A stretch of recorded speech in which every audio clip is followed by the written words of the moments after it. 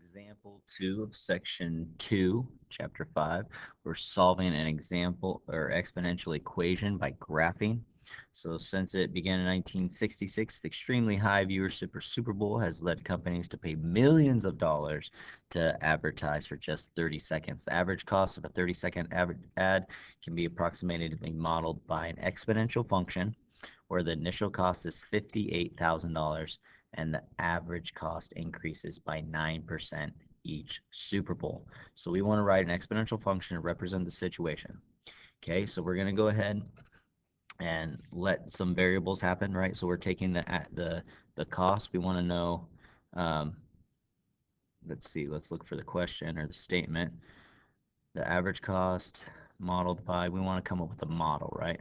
So we want to kind of for the cost of the model. So let's let C equal the average cost. So C equals average cost for 30-second ad. Okay, and then let X equal the number of Super Bowls, that we're dealing with. And then we have initial cost of 58 million. So we could put that as or not 58 million, sorry, 58,000. So we probably want our terms and pays in millions. So let's convert the 58,000, 58K into million. So just move the decimal over 6 spots, right? So that would be 3 over and then 3 more. So we get 0.058 million, right? So that's conversion from thousands to millions. Okay, and then we have 9%. Let's change that to a decimal, and we get 0.099. Okay, and now we can use our formula that we did like in the last section, example number 4. The cost would equal our principal, right? So that'd be the amount that we initially start with, or our initial amount we initially start with, then times that by 1 plus our rate, and raise that to how many Super Bowls we have.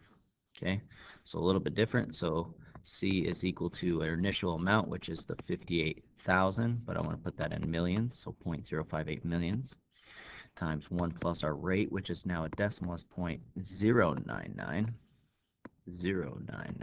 and raised to X if we want to find out how many Super Bowls that we are dealing with. So we want to know when this there's our function. Now let's look at the next question. Okay, so now we can plug in any Super Bowl, right? So we can plug in any Super Bowl, estimate which Super Bowl average cost.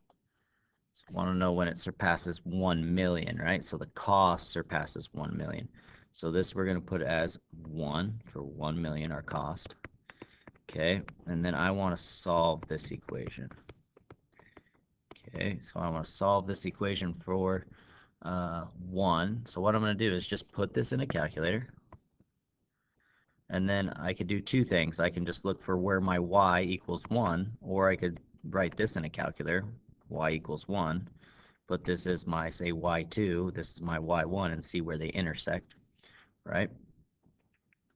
Or if I wanted to, I could subtract, set this equal to 0, right? And I could put this in my calculator, 0.099 raised to x and then minus 1, and see where that equals 0, see where the x-intercept is. So look for my intercepts, look for my zeros, if this equation.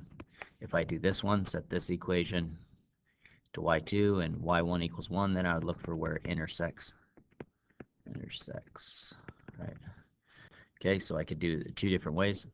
So if I do that, I put that in my calculator, I look, and about the 30th Super Bowl, 16199. So if we go up, that would be Super Bowl 31 would represent when it exceeded 1 million, right? Because at approximately around 30, just after the 30 Super Bowls, when it reaches 1 million. So definitely at the 31st Super Bowl, it reached 1 million. Okay, so that's how you do it. You use this interest problem, which is just C equals P initial amount. So that just stands for our A, same thing. 1 plus our rate as a decimal, and then T as in time, represent our X, how many Super Bowls. So same equation, example number 4 from section 1.